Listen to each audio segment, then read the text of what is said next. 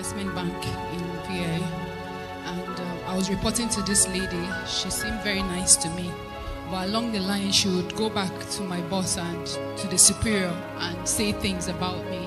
So I kept getting into trouble without knowing why, until one day one of the directors actually called me and brought up an issue, and I explained it. And from that day onwards, he would always want to hear my own side of the story before making a decision. So I saw that guy as somebody that was looking out for the interest of anyone that was oppressed. He didn't like to see people oppressed. And because of that, we became very close as like friends. I'll go to his office. He was a director. He wasn't staying in my office, but we needed to interface with him often. So one of the days I went to see him, he was like, let us hang out. And I looked at it, hang out, what bad could come out of hanging out? I don't drink, I don't smoke. And, what bad could come out of it? So I obliged. He gave me an address somewhere in VI to come over. And I went there. I was new in Lagos at the time. I didn't really know so many places. So I went to the address and I realized it was his personal guest house. When I got there, I wasn't actually afraid. Nothing actually came to my mind. And we got there and we started gisting, and he was asking me about work and all that. And somewhere along the line, he tried to kiss me, and I was trying to be in the middle of being very rude and still, refusing. And by the time I was saying no, he now became very aggressive, and he raped me. I struggled with all my strength, but he raped me.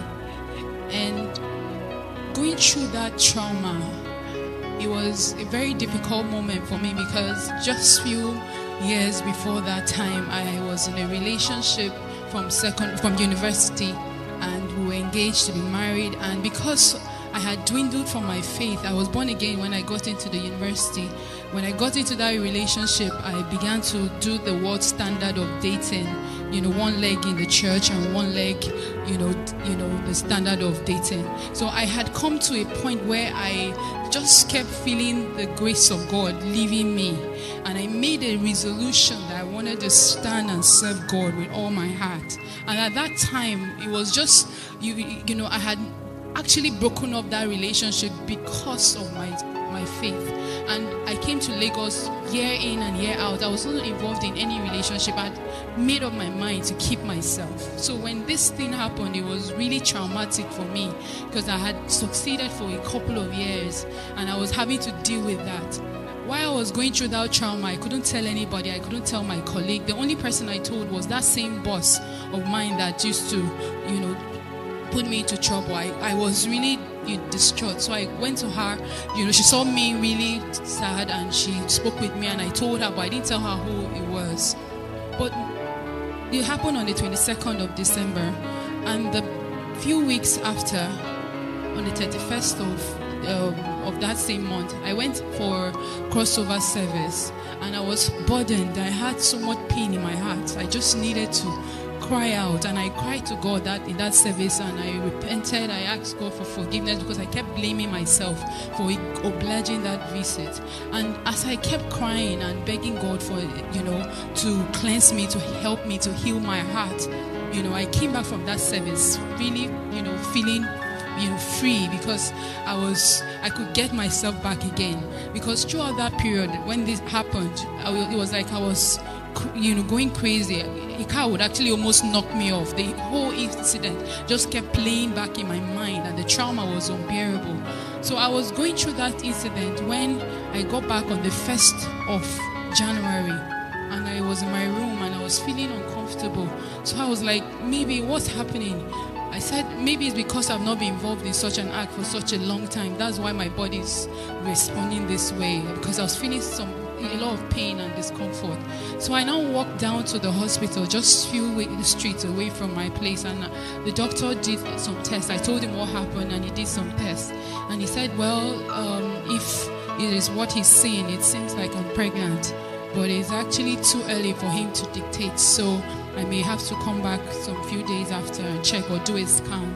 And I went back again, and they realized I was pregnant. And the trauma of it at that point, I thought the rape was bad, but this, I never never imagined it in my life, because when I was growing up, I remember I used to always tell myself, I said, Iveren, the day you ever try having an abortion, that's the day you die. And I was one of those names, those children they used to train other people's children. I was very, I'm not adventurous. I think I analyze my movement. I do everything as one that has wisdom. So at this point, not in my secondary school, my primary school, my university, now I'm working. This is the time that such a thing is happening to me. I was really, really down. And while I was thinking of what will happen, I was saying my parents will kill me. I was really, really down. And then he kept trying to talk to me. He kept trying to call me. I wasn't picking his call. One of the days he called the office, because he was just a director of the company, not a personal staff. He called the office and I had to talk to him because he went through the phone. And when he called me and I said, telling me, I broke out into tears and told him what the outcome of what had happened was. And he said I should come and see him. So I went to see him in his office, and I told him what it was, and he would just allow me cry and cry and cry, and then you say, oh my God, your parents are going to kill you. And then I will cry, I will scream out even more. The pain would aggravate me. It got me to a point where when it got me to a point where I was really, really in so much pain. He now told me, well, there's a way out. I have a friend that can actually help you, and it will be our own little secret. Nobody will know. It will just be our little secret.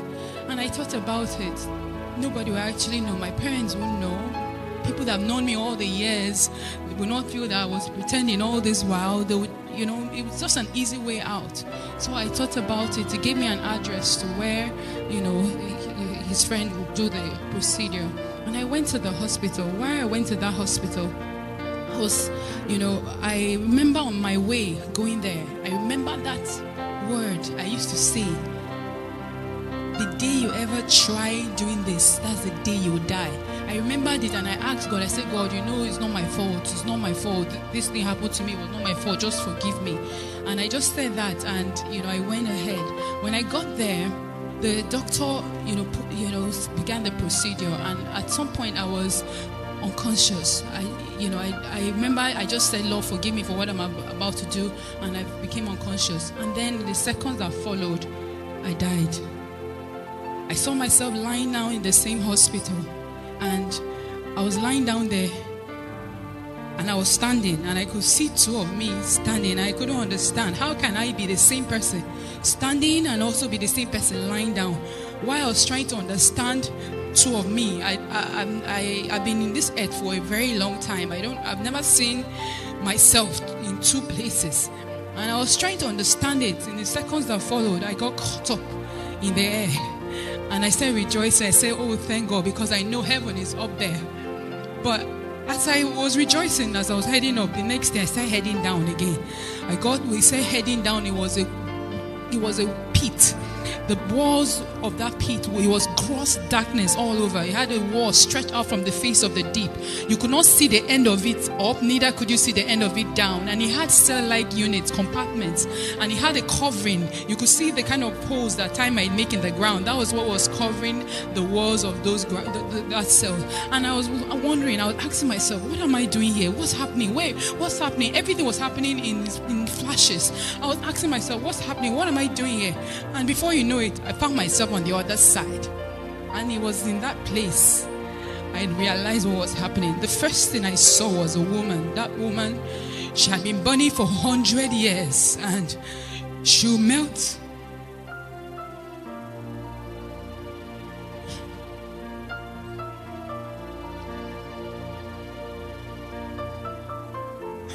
She was burning for 100 years.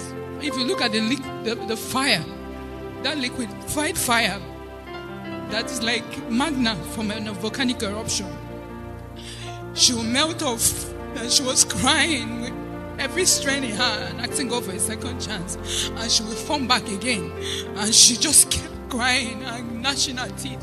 As I was looking at her, it was no longer about what I was looking at. The fire began to ravish me from my head down to my feet. I began to burn and I began to cry, and I was screaming with every strength in me. I was begging God for a second chance, and I was crying out loud. It was in that place certain scriptures became very tangible to me. When the Bible says there will be gnashing of teeth, I found myself gnashing my teeth. I was grinding it and I was screaming, and my shouts were loud. If I shout now, the next shout will be louder, but this energy it keeps depleting, but your shouts keep increasing. I was screaming, everybody was screaming, everybody was begging God for another chance. As I was shouting and I was begging God, I remember a few things that occurred there. Some of the things that were traumatic for me were the fact that if you just imagine that everybody was shouting, the noise there was enough, was like a bomb blast blasting off your ears. If there was no fire, if there was nothing there, just that noise was enough to burst your earballs, but you wouldn't die. Then imagine you cannot breathe, you hold your nose for 1 hour, you cannot breathe, but you cannot die. It was bad and it was painful. I realized as I was going through all these experiences, I realized the smell, the stench in that place. If there was no fire, if there was nothing else, just that stench was bad enough. And in all this, I realized one of the worst pain that I encountered there was the fact that I knew that I was damned. I knew that it was over. I knew there was no hope. That was the worst trauma of it all. The feeling of hopelessness. When you know that you are doomed. No matter what situation you are, you can actually be sick with your body being rotten. As long as you have life, you have hope. You can actually be in prison, sentenced to death. As long as you have hope, as long as you have life, you have hope. But in that place, I knew beyond every reasonable doubt that it was over, that there was no way out. And I was begging God and I was asking God. I said, God, if you can only give me even 1 second. I'm not asking to come back and live on this earth. Just 1 second to say Jesus is Lord and die back. I was begging God. I said, God, I don't even mind if you give me, if I come back and I'm lying down. I don't have hands, I don't have legs. I'm eating shit and drinking piss, and people are stamping on me. Just the opportunity to come back and restore my ways. It's enough for me. He asked me, I told him, Lord, it's not my fault. And he said, you made a choice. And you are here because you made a decision. And I kept begging. Everybody was begging, and everybody is still begging there. One of the scriptures that also became tangible to me, the Bible says, blessed is he that believes. A lot of people want to see before they believe. But if most of them saw, they know that hell is real. They are in the belly of hell, but it's over. They cannot make a choice now because they wanted to see before they believe. I kept crying and I kept begging God, and I was asking God the same way everybody was begging God. I asked God for just 1 second, just 1 second, and he asked me a question. He said, how many seconds are in a minute? How many minutes are in an hour? How many hours are in a day? How many days are in a month? How many months are in a year? How many years have you spent on this earth? Weigh those seconds in those years. With this 1 second, you're asking me, which of them is greater? Why is this 1 second now more important to you than all those years? And I was helpless. And I kept begging. Every other person was begging. I asked God, I said, God, I preached heaven and hell when I was in secondary school. When I gave my life to Christ, I was one of those students that believed that Jesus is coming now. Those radicals. I always knew heaven and hell was real. I preached it, but I never knew it was this real. And I asked him, I said, why is it that this thing is so real, but we live our lives like it doesn't exist? And he said that's the trick of the devil. He blindfolds our minds so that we are busy chasing what is not important. And at the end of it all, we realize what is important, but we did not pay attention to what is important. And I kept begging. Every other person was begging. I realized another scripture that says a living dog is better than a dead lion. As long as you are alive, you can make a choice for where you're going to. But once you close your eyes from this earth, it is over. I asked God as I was crying, I was begging. Everybody was shouting with all their strength, asking for mercy. I asked him, I said, God, I preach this thing. Just give me this opportunity. Let me go back and preach. Let me go and share this news with other people, because I don't. He now asked me a question. He said, Jesus, the Son of God, came, but the world did not believe him. He said the book of Revelations was written for the world to read, but they don't read it, let alone believe it. He said many have come back with warnings for the world. He said they don't listen. Why would they listen to you? I said, God, you don't understand. I will come back. I will tell everyone and anyone that has ears that it happened to me. And in seconds that followed, I found myself heading back. We got very close to where the hospital was. And then I woke up in my body. Fear gripped me for some days. I felt the only thing I needed to do was just to lock myself up, just be worshiping God and just worshiping him, so that maybe if I eat, I will still sin. By talking, I will still sin. So I just wanted to lock myself. And he said, no, I brought you up so that you can come and sound the warning. Few weeks after I was so desperate. I would go about, Jesus is coming. But I was sharing it like somebody that was crazy, like somebody that was mad. But I couldn't tell people that have known me over the years, because I didn't want their reputation. I didn't want them to have a wrong reputation of me.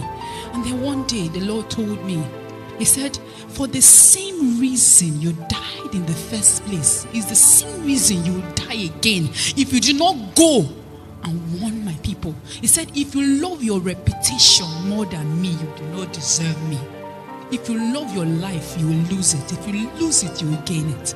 And I cried to God. And after that day, I received boldness. I found myself in Dominion City, and I received the grace and the boldness to share it. Even though it was a struggle, I received the grace to share it. But one of the things that happened to me, which is why one of the grace that happened to me, one of the last scriptures that became tangible to me, why everybody was begging and crying for God to have mercy on them. They were begging for 1 second. 1 second is tick. 1 minute is tick, tick, tick, tick, 60. 1 second. One of the things that became very tangible to me, it says, I have mercy upon whom I have mercy upon. When I died, God gave me a second chance just because of his mercy. Every other person that was burning that day is still burning today. But I'm here by his mercy and by his grace.